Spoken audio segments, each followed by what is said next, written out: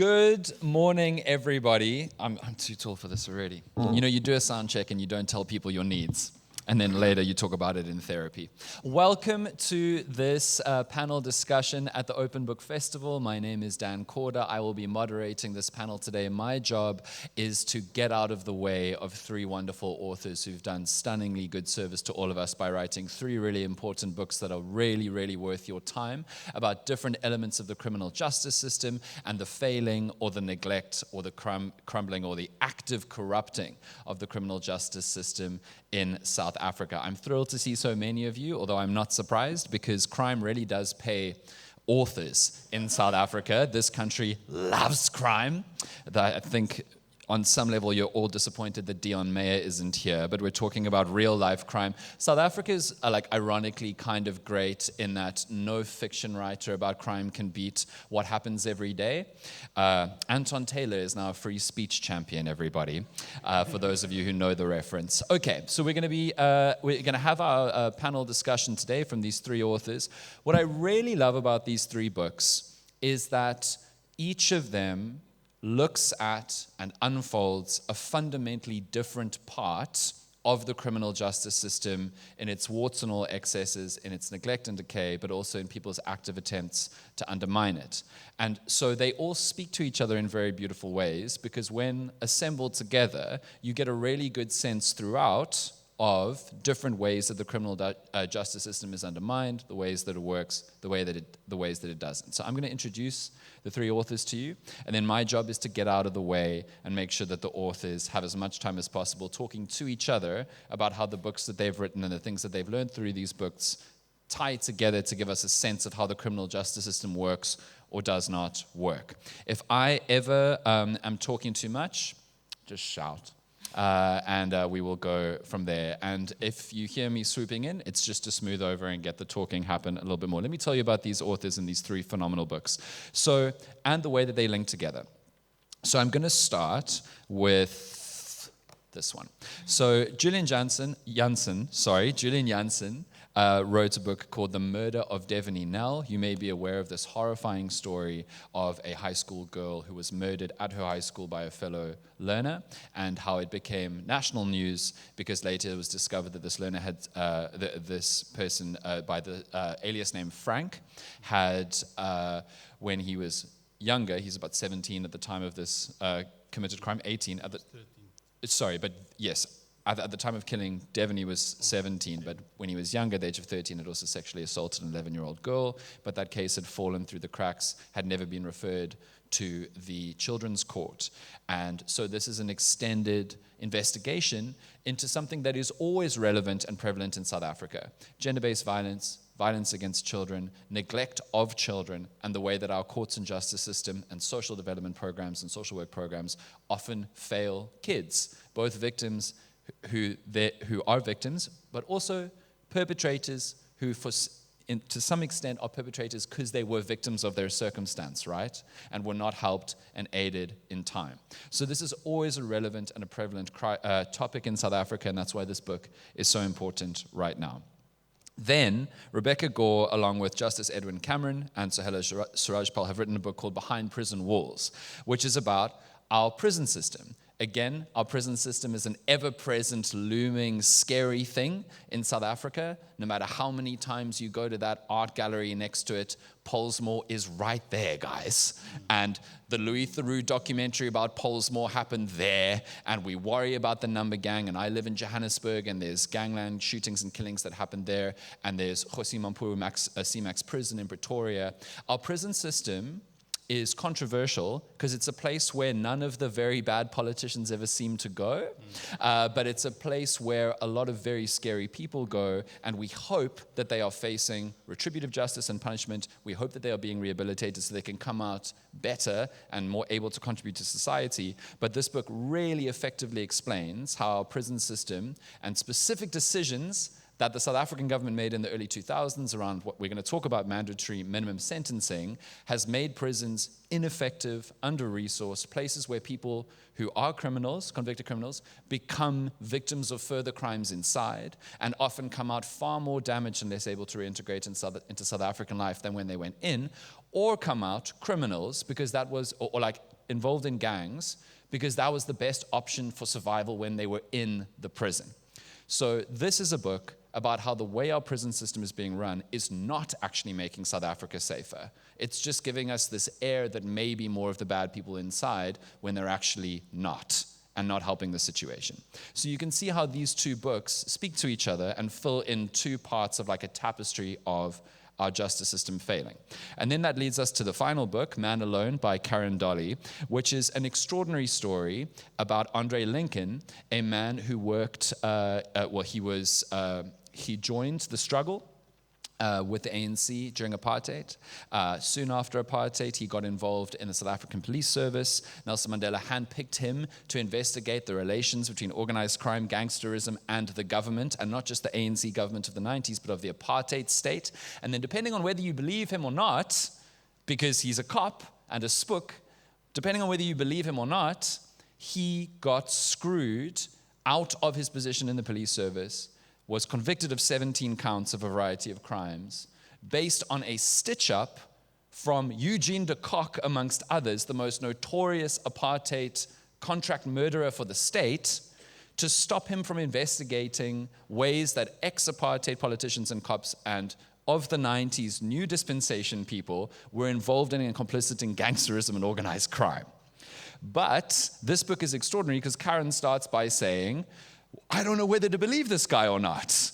His whole thing is that he was really good at being an undercover cop, convincing gangsters that he was one of them to make them yap and then gets them in trouble. So there's a tension here about fake news, propaganda, narratives. We are all suffering that in this age of social media, but it's the fundamental premise of what we can or can't know about the highest and most powerful people's attempts to take out each other and how they might be complicit in high-level crime in an age of General Umkhwanazi and in an age of the Madlanga Commission that is still not started, even though it was supposed to start on Monday, because the Justice Department didn't get them laptops in time.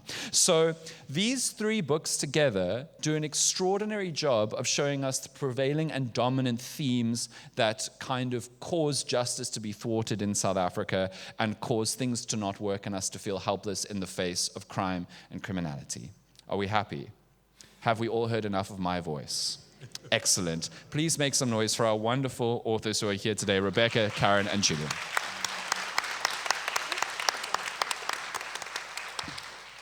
So, Julian, I'd like to start with you. Thank you for the book, The Murder of Devaney Nell, an incredibly difficult story. And what I found interesting and helpful about the book is that you told the story of what happened to her and the controversy around some of the News 24 journalists and workers ended up in front of court. You wrote a little bit about how her case never got to the children's court because a judge in the area did not delegate it to the children's court, and about how social services then failed to investigate and look after and like take ownership over the troubles of this young kid who would later kill a fellow student. What for you was the most surprising thing about this long story of iterative failure from all of these different state mechanisms that were supposed to stop this from happening? Thank you, Dan, for the questions. Thank you for audience for listening. I'm a former teacher. I've been teaching for 18 years. And I told Rebecca that at the age of 42, I ventured in this wonderful, exciting, nerve-wracking world of journalism, and it was the best. I retired last year at the age of 104. And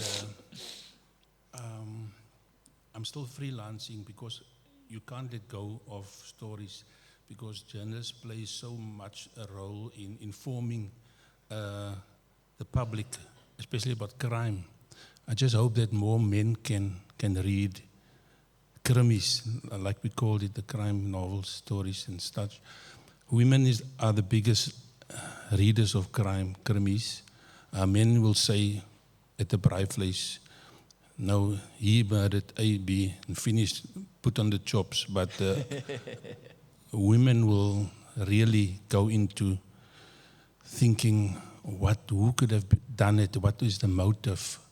And how can the crime be solved? There's different groups on social media on that. But So I was working on a manuscript, another manuscript, when NB Publishers told me, Julian, just stop it there. Jump on the story. That is a burning issue. And I jumped on it as fast as I could. So I quickly realized that this is not about, I won't be writing a story that about blood and intestines and stuff, but rather spill some blood on what went wrong. I quickly realized, so I did the story, but let's venture into where the cracks are. And it is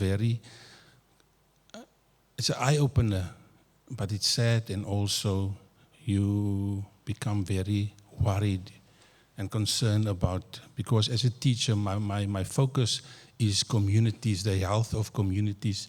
I've written a book about absent fathers.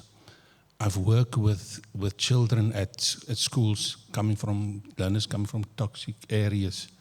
And I really believe, I always said I will preach the gospel of really intervention with young boys at school. I call them lions. Sometimes you call them lost boys. They are lions, they will scratch you. But I took them to the mountain and taught them, listen, in the mountain, if you don't adhere to the rules of the mountain of nature, you can die. Okay, I said it in Afrikaans, jy kan vrek gaan in die berge and you can die. And you must just, at another event, I can tell you what actually happened. Not even halfway there, and then the boy will ask, when is the next hike? And we turned that around. We brought in a Hearts of Men group to have as mentors for these kids. So I was very excited. And when I was given this book to write, I quickly realized when we did the murder story in Caledon, I contacted the police.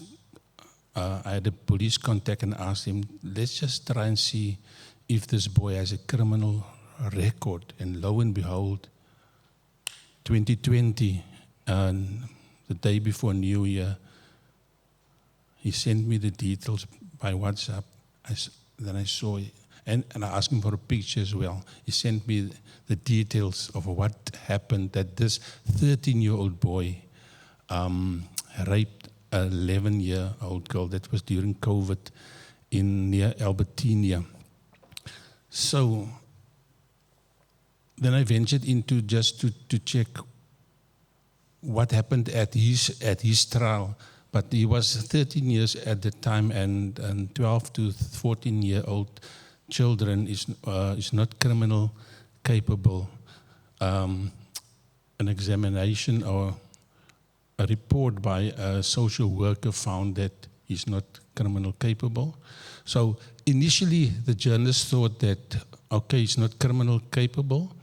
Then the magistrate, Ezra Morrison, she's very cross at the press for mentioning a name. News 24 will know, but we will mention Ezra Morrison. We thought that, okay, Ezra Morrison didn't prosecute the boy, so there should have been a call made to social services, to some office in Grabouw, tring. And but immediately when we published that, Social Development Department said, we've done a thorough investigation. We found no record of such communication. And we thought, shoo, maybe the social worker in Grabouw was on lunch, or the telephone didn't work, or they're behind on the payment of the telephone. And well, but eventually when we interrogated further, we learned that the NPA actually retracted the charges against the boy in 2022, I think. And then we found out that when the retraction was dropped, it was the duty of the magistrate, according to the Children's Act, to refer him to a social worker. that fall under the Department of Social Development. And she never made that call. And that is the burning issue now that has been investigated. So at that point, this boy, which I call a lost boy, he fell to the cracks. And we'll talk later about the different cracks in this in the system. And I think one thing to add to that, because a lot of your book is about what exactly went wrong, like it was a bit of the magistrate, a bit of the social services, but also a lot to do with this boy's parents, because people said, didn't the school know about this? Didn't the district organization know about this? And they all said no, because they hadn't been told by the parents of this boy what had happened. Rebecca, I want to move to you. So you and your co-writers are not journalists. You are legal scholars, legal experts. You were involved in an oversight committee with Justice Cameron and Sahela Surajpal, whose job it is to monitor our prisons, go look at how they work, whether they're working, what is going wrong. And then in the end, you wrote a book which essentially said, we need to change our prisons, like completely. Maybe not quite abolition of prisons, which is a very sexy idea in certain parts of the world, but at least fundamental reform of prisons. After a long exposition about how the prison system was used by the apartheid state to criminalize black people, silence political dissent, and create a labor force after slavery that white, particularly farm owners, lost when slavery ended, you conclude with a big idea, which is that in the late 90s, early 2000s, something called mandatory minimum sentences was invented, which which meant that the minimum amount of years per certain kinds of crimes was at a certain amount, and they were very long sentences. And that, counterintuitively for a lot of people, was actually a really bad thing. Can you tell us about the thinking throughout the book that culminates in like significant suggestions about doing prisons a completely different way than we do it now? Great. So hi everyone, it's my first time at Open Book Festival, and it's a real privilege to be here. So I want to start by taking a step back, and I'm so happy that you mentioned, Dan, that myself and my co-authors are not your traditional journalists. We're not journalists at all. And so we wrote this book based on our experiences working for what's called the Judicial Inspectorate for Correctional Services. And this is a government oversight body that was created in the early 90s as part of this batch of really progressive laws to say, we want an organization within government to make sure that when people are detained or incarcerated, they are afforded their basic human rights. And so I just wanted to mention that because many people either don't know about JICS, or when they hear about it, they think, oh, that's great that we have such an institution. And I think it is, and I think it's important because the way it's constituted, having an independent judge is playing a really fundamental role. And our book is a collection of all of these experiences. And one more point I want to add to that is the very role of prison oversight and what we were doing together at JICS is to fulfill two goals, which is transparency and accountability. We want the people of South Africa to know how our prisons are being run, what is done in your name as taxpayers, as perpetrators and victims of violence. But it's also accountability because we demand change and we demand for things to be done differently. So this book in many respects is a product of that. And Dan, turning to your point about minimum sentencing and how prisons can be done differently, what we found, and especially I've been doing some research on prisons since around 2015, one of the biggest issues we have in South Africa is very high overcrowding rates. We are putting too many people in our detention centers and in our incarceration centers. And there's a myriad of reasons for this, but one of the reasons that Dan mentioned, and I'll hone in on this, is our mandatory minimum sentencing. So what happened is, in the late 90s, early 2000s, we were all very scared of crime. And as our book uncovers, it's not particularly clear if there was actually an increase in the crime rate, but there was definitely an increase in the fear of crime. And so government, to be seen to be doing something about crime, turned to a model in the US and in other jurisdictions to make sure that judges are restricted and limited in their sentencing powers, and that the default is a harsh sentence unless someone can prove other circumstances. And so what we put in the book is actually an interesting graph that shows you that from around 1998 into the early 2000s, as these laws were passed, the prison rate shoots up. And interestingly, mandatory minimum sentences were never meant to be permanent. They were actually meant to be temporary, a temporary measure to hold us over until we got a hold of crime. But instead, we have become overly reliant in what we frame in the book, tough on crime policies, and mandatory minimum sentencing is one of them. So to turn to your point about reform and solution, I think one of the main premises in our book is sort of this reckoning and confronting with this hard truth that we have a crime and violence problem in South Africa. But actually, based on our experiences inspecting prisons and all the research we've been doing throughout the years, incarcerating more and more people is not making us safer. It's not. And so what we should be doing is not, when an incident comes, say, tougher bail, tougher parole, tougher sentencing. We shouldn't be too reactionary because it's not working. We should rather think, what are the root causes? Why do people in our country turn to crime in the first place? How can we prevent this from happening? And with respect, I think by focusing too much on tough on crime, we're sort of giving government an easy way out. It's easy to come out and say, let's change this law, we're going to make bail tougher. But actually the hard work and the work that doesn't happen overnight is making sure that people have different opportunities so they don't have to turn to crime. So our book, our most substantial chapter, actually focuses a lot on reform because we do believe we are all agents of change. It's a book of hope and that we can do things better.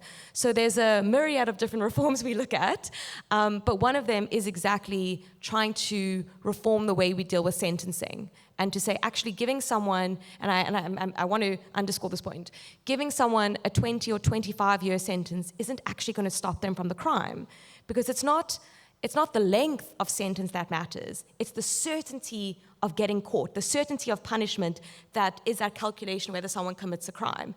And what I'll end off on this point is to say, in South Africa, what we've done since the early 90s to today is we have diminished this culture of accountability, this culture of if you do something wrong, you are going to get caught. And I know that my fellow panelists have done incredible work uncovering all these issues in our criminal justice system. And so what we really try to do is to say, how can we create a culture of trust, a culture of accountability, so when people do commit the harshest crimes, there's actually a meaningful system in place.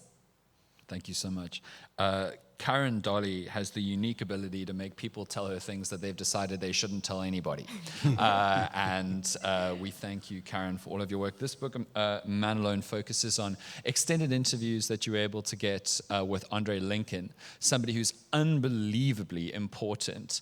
I mean, just trying to follow crime in South Africa is so overwhelming because there are too many names, too many incidents. There's another story in 3 days' time, and then suddenly you know that there is a name, but you can't even remember if they were a goodie or a baddie, and I don't even think they know if they were a goodie or a baddie. But Andre Lincoln has been at the core of so many stories. Like, he has given issue to Arthur Fraser, who then clapped back at him. He was selected by Mandela and had this face-off involving people trying to get amnesty for themselves in the TRC. He was convicted of crimes and kicked out of SAPS, then exonerated and put back into SAPS, then undermined within SAPS and screwed out of SAPS again. And he's someone who, Caryn, you start the book, as I said earlier, by saying is unbelievably good and well-trained at choosing what he wants to tell people.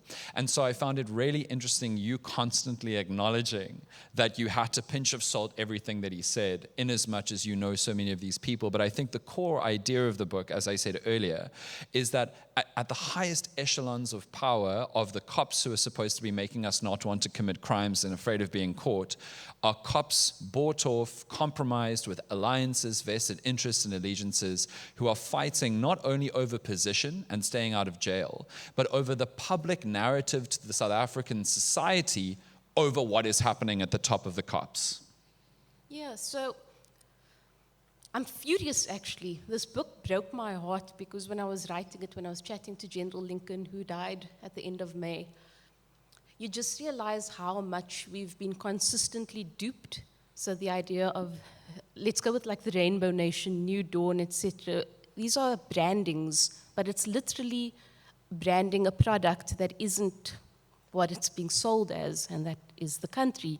So what really, really frustrated me, not just with this book, but the three others as well, is that we have people saying openly and in the media, wherever, that there is a fundamental problem with policing, right? And what General Lincoln was tasked with investigating 30 years ago were alleged connections. Oh, wait, alleged connections. I'm not going to get sued or get a letter, but connections between politicians from the old regime, from now, and criminals. And what did General Mkhwanazi allude to, actually outright say on the 6th of July, 2025? He alleged connections between criminals, police officers, and crime suspects. So we're 30 years later, the same thing that was happening then, or allegedly happening then, is still happening now. It's incredibly infuriating. And I think, you know, sitting here as a journalist, and that's why I feel like my face is disgusting and gross and gritty, because this is reality. People are living ugly realities that are intentionally forced on them over decades, and you can't really concisely explain that and just go, well, this is the situation they always intended. It is. There was a construct, and I'm talking about apartheid now. There were obviously people with black skin who were viewed as lesser, and in a sense still are very much viewed as lesser. And I think one of the things, I had a nice interview with General Lincoln, actually, and we didn't publish the full interview, but I mean, it was an open interview. One of the things he mentioned in that unpublished, so this is exclusive to you. Put away your phones. Take out your pens. But yeah, one of the things he said is there shouldn't have been such congeniality, if you wish, about the transition from apartheid to now. There shouldn't have been sunset clauses. There shouldn't have been certain agreements, because that's really what's got us to where we are now. At the same time, if I sit back and really look, and now that I'm good 4 decades on this planet, I feel I can sit here and say this. Some people were placed in positions they were not equipped to deal with. And that has also really and legitimately steered this country to where it is right now. And it's an shame that I'm sitting here and we're talking about this. This is the situation we're caught up in. You can be in whatever bubble you've created or inadvertently are in, but people are being shot at the moment. Just this morning, the first messages on my phone were about someone that was murdered a few kilometers away. And what more can we do? You know, like you can write 4 books, you can scream. The book warns that we only retrospectively know when we are in or when we've been captured. And we will, and I can mark my words, we will find out that, oh, we were actually in this phase of state capture. Yeah. There was no state capture ended. So I don't even know if I'm answering your question. I feel like I'm just ranting, but this is a better answer than my question could have given you. So it's just incredibly frustrating. It's incredibly frustrating that what happened in the 1990s is playing out now, and now, oh, shock! Like what a drug cartel may run a criminal syndicate that has state links. Really? Are we really shocked? And I'm not intending this for the audience. Thank you for being here. I'm looking at fellow politicians, MPs, and police officers. Please do not do us that disservice of being shocked. That is a freaking indictment on your part. If you're shocked, you haven't been reading, you haven't been reacting, and you're living in such a highfalutin bubble. Yeah, exactly. So there will, in about 15 minutes' time, be Q&A. As I always say, no O&A. This is not opinion and answer. No one paid for a ticket to hear your hot take on the crime situation. Questions for these authors in about 15 minutes' time, please. So, Caryn, I'm really glad that you did that, whether you intended to or not, because I think what it reflects is a deep-held helplessness and tendency towards emotional tendency towards hopelessness in South Africa. I saw a tweet this morning about our horrific poverty and our horrific inequality, and someone retweeted saying, "Don't worry, the Boks are playing tomorrow," which is just so sad and depressing that we can openly joke about the fact that we need a sports team to do incredibly well, to have a moment of kind of relief. But I think it's fair to say, I mean, I was talking with some people the other day about how hope is an activism strategy. And if we are ever to be able to do anything about any of these failing institutions, like, hope is a required emotion to be able to muster ourselves to keep going. But each of your books has highlighted fundamental failures of the justice system with real victims in this country. Julian, in your book, you write something quite interesting, which I've heard from a lot of different people who work in NGOs, about how the policies are really good when it comes to children and children's courts and social development programs, but the implementation is a disaster. There's a moment in your book where somebody from the social development department, I think, said, like, obviously some case is going to slip through the cracks when you've got 150 cases to process a day and only one person to process them all. So from what you have presented and learned through the writing of your book, what do you think are fundamental things that need to happen so we can't have so we minimize the chances of a future Devon Nell tragedy happening again to another child? Yeah. So life is a journey, and each of us has a mountain to climb, like we mentioned before. And the parents as primary givers is there. But not only father and mother, we have a different set of families. Children are raised by Oma and Opa, foster parents, other mentors, uncles and aunts, even by the elder sister or elder brother. And so families are the smallest building blocks of a community. If something happens there, it will impact the community, the street, the community, and society.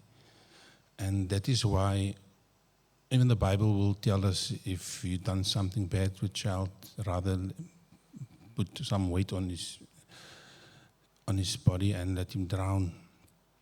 So in society we have the family, and we have supporting structures, social workers, rugby coach, netball coach, schools, churches,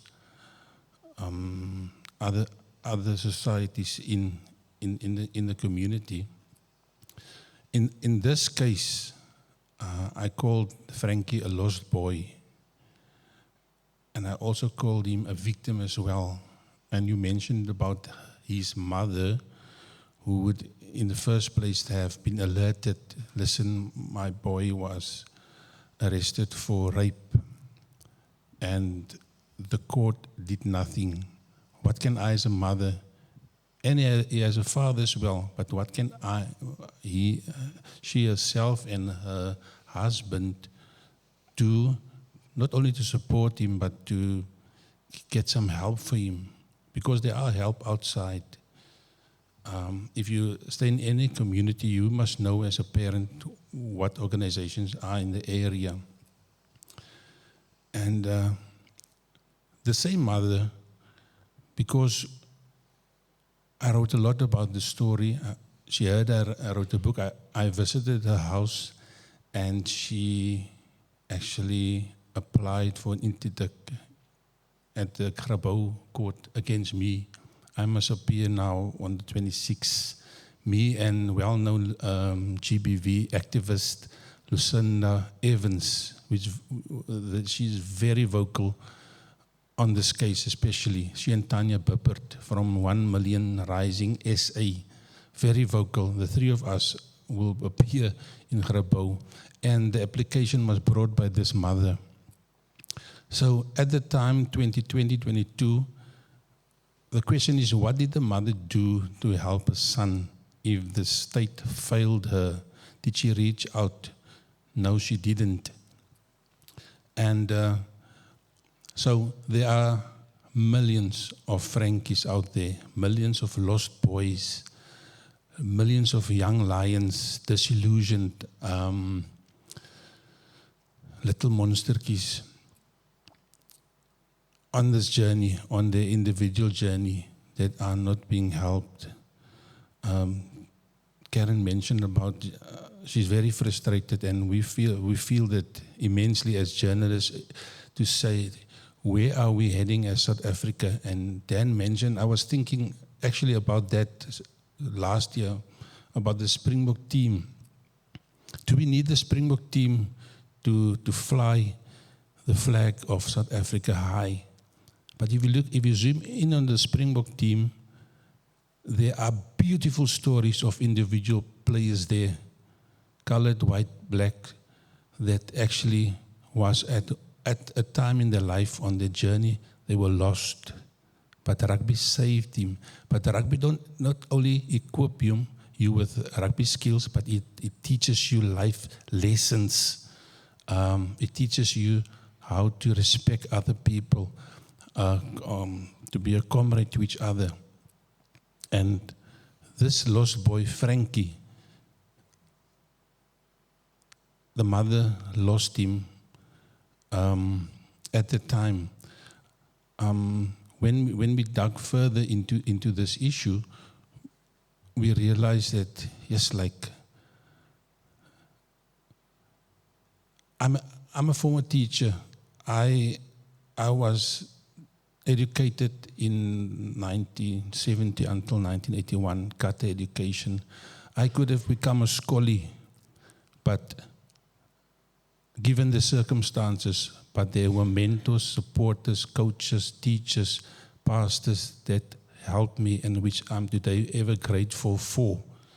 But if you look at, like the question then, coming back to that, is if you look at social workers, I will never want to be in my next life be a social worker in the current situation in our country.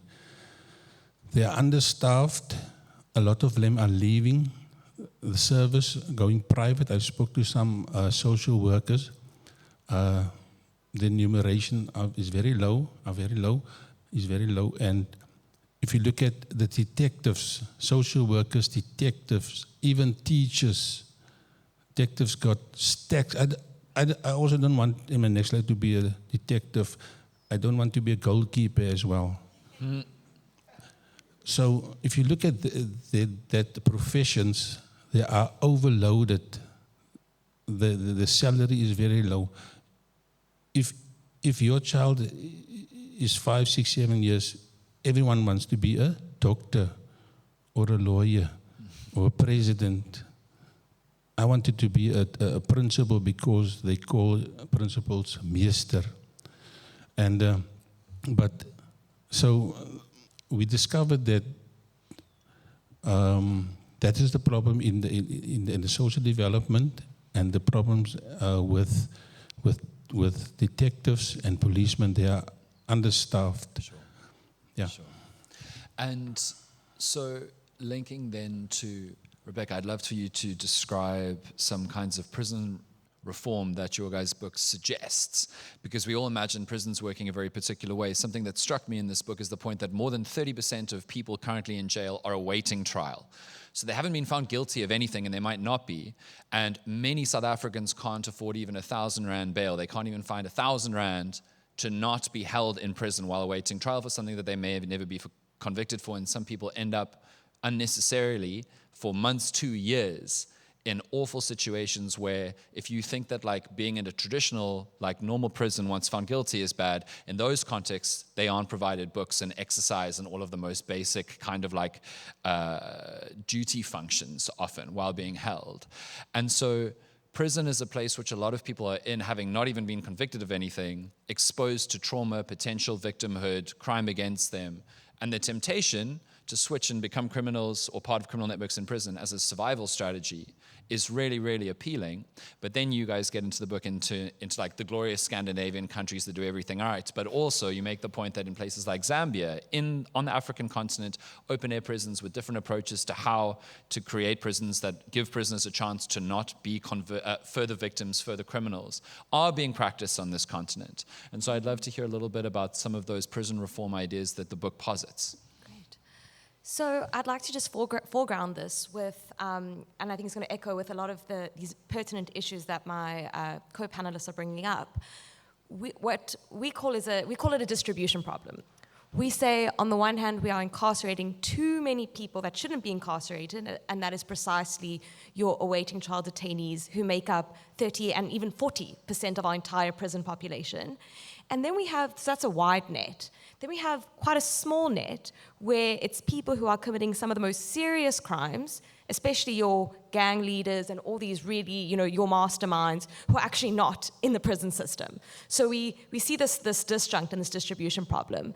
And so when we look to reforms, we think of reforms in two ways. There are reforms that should be done outside of our prisons: social work, schooling, access to healthcare, other education, opportunities for employment, opportunities for human flourishing, to be frank, that I believe our society is letting people down on. But then there's a variety of reforms within our prisons. And so let's take the awaiting trial detainee situation.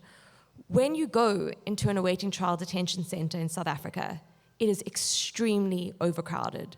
I know we're talking numbers, but I want to just give you a bit of insight. You arrive at the center, you go through a whole security process, and then you're in this building with just staircases, hearing noises. This smell of cannabis almost slaps you in the face every time. And what always stays with me when I go into awaiting trial centers versus centers for sentenced inmates is sometimes people are wearing some of their ordinary clothes. And you just think, what society do I live in that we're taking a cell built for, say, 30 people, and we're putting 60 to 80 people in those cells? And for a variety of reasons, court backlogs, things running too slow, people await trial from 4 days to 4 years. So one of the measures we advocate for in the book, and something we're currently working on as well, is this development of a bail fund. So we say, if you have committed a certain crime and a judge has found you eligible for bail, a process has happened, but they give you a bail amount that you can't afford, how do we create a situation to de-link your freedom to your socioeconomic status? I mean, we live in one of the most unequal societies in South Africa, and most countries have actually departed from this reliance on cash bail system. So we say, what if communities came together? What if us, the public, or even us in this room together, said, let's all take 200 Rand and put it in a kitty, and if someone is accused, if a mother, for example, is accused of possession of drugs, instead of her waiting 4 days to 4 years for her trial, what if that 200, 300 Rand could allow her to be with her children, if she has children, or continuing her employment, or just being free while she awaits her trial? And so the research we've done, we found about, I think, 3,000 people who can't afford cash bail of 1,000 Rand or less. And so there's all these types of measures that are innovative, evidence-based. They deserve some serious treatment from us, and I'm pleased to say that we actually just registered our bail fund trust this week, and we really hope to do some more advocacy work to raise awareness. So these solutions are not simple. I don't think in our book we try take a broad brushstroke and say, oh, it's not. They're complex, but we try say since actually colonial times and in apartheid times and in our democratic times, we heavily rely on incarceration, and it's not making us safer. So we need to think outside the box. Yeah, for sure. Caryn, I'm going to ask you such a shitty question. Oh, no. Sorry. Oh, no. Okay, how do I frame this? Uh-oh. Okay, in a very simple way, how do we stop the rot? Is another commission of inquiry going to do something that none of the others have ever done? But linking back to your book that you wrote with interviews with Andre Lincoln, what specifically, consistently failed him that really struck you as something which requires a measure to solve it? Be it, like, I don't know how you do oversight of the most powerful people in our security cluster. I don't know how you do oversight at the point at which committees in Parliament to investigate people like this can't even happen in public because it's all secret material and all of that. What has struck you, particularly from this book, about what needs to happen to stop the rot at the top of our policing structures? Well, first we need to be taken seriously when and by we I mean people who are saying, hello, there's something wrong, people are dying, something's wrong, we need to be taken seriously because there's now a commission of inquiry which should have started Monday, but as you said, there are delays because of poor planning. You know what, at this point I'm going to say, thank goodness there's a commission of inquiry. It doesn't matter if those are allegations or lies or truths or whatever, at least there will be full focus on something. At least we will be forced to look at this. At least politicians, well, I hope some of them aren't sleeping if they've been up to no good. But, you know, at least there's focus there. What needs to be done? Oy, oy, oy. I don't know. Simply put, I don't know. But it may be because I've worked a full week and feel like, oh my gosh, what is happening? So I may have the answer, but I don't know right now. I would love it if there were more focus on police officers who are doing beautiful, stellar jobs, putting their lives on the line for us. And the irony to it is that I believe the officers who genuinely do their work with decent intent do not need the ego associated with that. Right. They do not need to put themselves front and center. That's not why they're doing it. And I think that kind of goes into what you asked. What failed, or what repeatedly failed General Lincoln? I can say without a doubt, having sat and chatted to him for a long time, the people around him who he believed were his allies, or who he initially believed were his allies, were not his allies. And I think there was a false sense of trust initially, and over the years that trust really waned until it finally snapped. Because I'm a journalist though, I'm like, did that trust snap, or is he having me on here? But if I look at it, and I genuinely believe some people who have portrayed themselves and who continue to portray themselves as upstanding citizens with the best interests of ours at heart are not who they say they are. And I think this is something that is so important and it's almost difficult to articulate. But let's say captors wear masks, right? They have to wear masks to disguise themselves, so they can be politicians, they can be this person, they can be that person. The thing is, you can pull that mask off to reveal another mask. And that's really what we're sitting with in South Africa. You can pull 5 or 6 masks off, you're going to get to the 7th one, and you're still not going to be sure if that's that person. And then something else, sorry, that I want to squeeze in, and that failed him in a sense, is also the optics of organized crime. Inevitably, he was going to look like a criminal in the 1990s because of the way things were positioned. I mean, please read the book, but he basically believed, or his lawyer believed, that he was in the running to become the next provincial police commissioner of the Western Cape. If you know that position, it's a bit of a poison chalice. It doesn't go well. There's too much happening anyway. But he was a brown-skinned man with a lot of white colleagues, and he believes that is what ultimately got him tripped up, that he was looking into people who were looking into him based more on his skin color than wrongdoing. And I think something that I try and shift, and I hope we all do, is the optics of organized crime. Really look at what you're reading sometimes. A gang boss is not necessarily a man sitting in a mansion with, I don't know, like a gold chain and low-slung pants. The gang boss is probably the person you actually feel, oh, I should greet this person nicely because this person looks like someone I should respect, you know.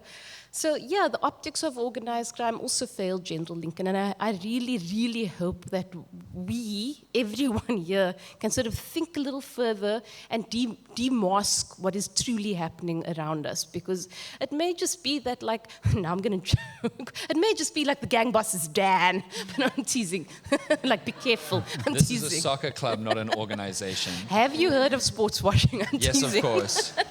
Let's not go there, but yeah, like... You already did. But yeah, I just hope that we can see reality for what it is instead of all these layers and ideas and notions that are foisted in front of us and we're expected to swallow it. For sure. Well, thank you to all three of you. Okay, I'm going to take batches of questions in 3. I'm going to challenge whoever responds to the questions to respond timelessly and efficiently so we can get through as many as we can. Questions, not opinions, friends. And I am rude enough to stop you if it's an opinion. I'm telling you that in advance. Yes, go for it. Your question. Hi, my question is for Caryn. When you are interviewing a subject who is not necessarily reliable, I assume that it must be an incredible challenge in fact-checking. In this subject, how do you deal with that? Thank you. You, over here. There's a mic coming from your left, yeah. Thanks. Thank you to everyone. My question is for Rebecca. I was wondering if you could talk a little bit about if there is any kind of rehabilitative services that are happening in prisons, because I think that's often what we imagine to be happening in prisons, and I'm wondering if you can speak to the extent to which there are actually any programs about that. Thank you. I see someone in the gallery. Go for it. Hi, this is, I guess, for the whole panel. If it seems like the government is sort of strategically underfunding these institutions, what institutions could we support as civilians that would help? Journalism. Democracy. Journalism. Okay, go for it. Caryn, you can go first about potentially deceptive interviewees. Yeah, so, I mean, I feel like my entire job is exactly what you've just described. But when I look at organized crime, especially with organized crime, I'm almost horrifically, and I don't use the word lucky in a nice sense, I'm horrifically lucky in that, you know what, you start with the facts. The fact is someone has been murdered and you work your way from there. So you take everything the person says and then you place it on the fact. And from there you start eliminating, and then it just becomes not easy, but you can start seeing what's been put to you as a narrative, or someone's trying to make themselves look less guilty than they are. Rehab programs. Yes, I'm so happy you asked that question. So inmates are entitled to rehabilitation programs, and that's key, but only sentenced inmates. So not your 30 to 40% awaiting trial because they're technically innocent or proven guilty. We should be affording them various rehabilitation programs, and some centers are. As I'll mention in our book, we also try spotlight really good cases and really good examples. So inmates should be getting education opportunities. There was recently a court case handed down by the Constitutional Court affording inmates access to laptops in their cells for education purposes, like a UNISA course. So there's that. We need more social workers, psychologists, also just skills training. Because sometimes we like to think, lock them up, throw away the key, but these people need to come back into our communities and they need to find work. So a big part of it is also what are various skills that they can acquire while they're incarcerated. So in short, rehabilitation programs are key and fundamental. There are some good stories, but most of the time, in my experience and in our experience, they're insufficient. We spoke about too few social workers, too few psychologists.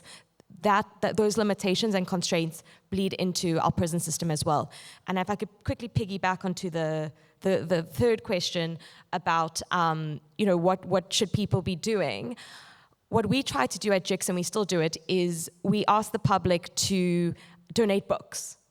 Reading, education is so fundamentally important. And so when you're clearing out your study or your closet and you find some books you haven't read in a while, why not donate it to your nearby prison? We have come across some logistical issues that we are solving, but we do invite the public to take some books and donate them to JIX offices. And if I could also just add, where should we be funding? What should we be supporting? And I say this not as the journalist.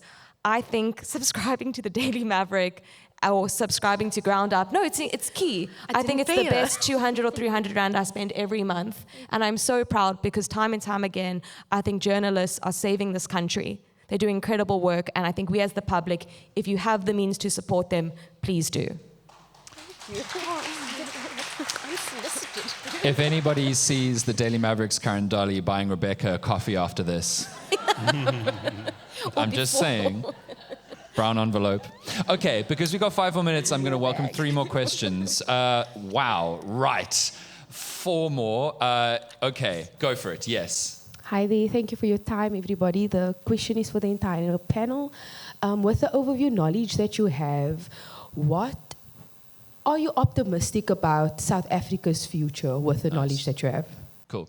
Down here in the green cardigan. I think it's a cardigan. I shouldn't be identifying women's clothing. Morning, everyone. So my question is for the whole panel. As we write stories about crime and they tend to move towards the sensational, how do we ensure that the lives of the victim aren't lost in the stories that we write about crime. You, sir, your hand was up from the last time around. Yes. You do have a microphone coming for you. There we go. Thank you, Michael. One of the things that is so frequently absent from discussions like this when we talk about causation is the role of organized labor and state capture, which some people contend goes right back to the beginning of time. So where is organized labor in all of this, including, if I may be crude, the dumbing down of entry qualifications into the service? Where does that fit? Thank you. I have so much to say on that, but it's not my role. Julian, would you like to answer any of the questions, particularly the one about not letting the victims' kind of like lives get lost in the storytelling, since you wrote a very direct story about 3 different families? Yeah. Apologies, I just want to go back to the other lady there about are we positive and the gentleman there that asked about what can we do. I usually quote during book discussions, it goes like this: who gets the receipt when children pays the highest price? And it's an indictment on every one of us, and we've mentioned all this, the persons of interest and institutions of interest on the indictment, but are we positive about this? How can we be positive? I tend to, like I mentioned, the household are the smallest building blocks. What can we do? One other gentleman asked is to get involved. You can subscribe to some journals, yes, and buy books, but get involved in your own community. It takes a village to raise a child, and don't let the blood be on your hands. I stay in the Strand. I am involved in the Strand. I don't worry about the community at this stage in Vredenburg or in Neisner. I focus on the immediate family, building capacity, getting involved. For example, we retire too early in South Africa. In Europe, people tend to work until 70 plus. They're very productive, highly experienced still. They use their knowledge. And in South Africa, for example, retired social workers don't go sit on the stoep at huisheersjare and wait for God or God to come and fetch you. Get involved. You can go to a school and say, listen, I want, give me the list of all the learners that are having learning problems or whatever problem, and you can pay me half or pay me 20 rand or whatever, but plow back. We must go back to the old times when the old people are recognized, but plow back into the community. That's just in short. Thank you. Caryn, would you like to respond to any of the questions for the panel? I'll be very brief, but you did say that to me, right? Yes. Sorry, my one eye is struggling. Do you hear me with your one eye? I hear you with my hair. But yeah. What do I feel about the country, or what makes something positive about the country? Yeah. Oh, hope, yeah, absolutely. Energy, fresh thinking. I just want to rub my face in it. Like new ideas, it's all very exciting. They are there. So yeah, and then just in terms of keeping families or people who've been impacted by crime the focal point of a story and not let it get overrun by sensation. Because crime is consistently happening, try whatever you can, basically. Do what you have to. Interview families. Go out. Do what you have to. There's no one specific way to do it. You'll see as the news cycle evolves, you're like, oh, but you know this is going to... Think of different ways. There are different ways. So, yeah. And then, Rebecca, if you'd like to answer any of the questions to the panel. Yes, so I think, how we feel about the country, I think there's this constant duality. I think on the one hand, the work we do and what we're exposed to, there's so much pain and suffering and anger, and you don't look at things the same way when you do this kind of work. But at the same time, I think all of us are here because we really care and we really want to build. And something I debated with my co-authors and we thought about a lot were, we're agents, and I said this before, as agents of change, and we can make things different. It may not be through government, though it ought to, but we ended off our book talking about the ARV program and how that was something that government, through their denialist policies in the early 2000s created this boundary. People were dying. This is serious. And through collective action and through demanding more, through the courts, through NGOs, we now have one of the most rigorous ARV programs, notwithstanding Trump trying to destroy PEPFAR. So I just think, we have to take these positive moments and say, what strategies did we use? What worked? How can we do them again? I'm not saying it lightly. I'm not saying it's simple, but we have to keep going.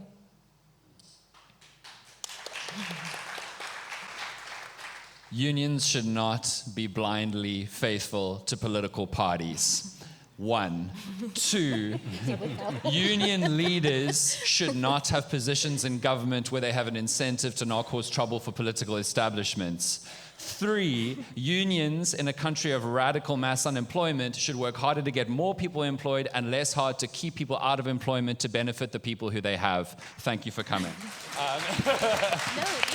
All right, once again, please go by and read Man Alone, Behind Prison Walls, and The Murder of Devaney Nell. Our deepest gratitude and thanks to Julian Jansen, to all the authors of Behind Prison Walls, Justice Edwin Cameron, Rebecca Gore, Sahela Surajpal, and Caryn Dolley. Thank you for your time. A round of applause for these incredible people.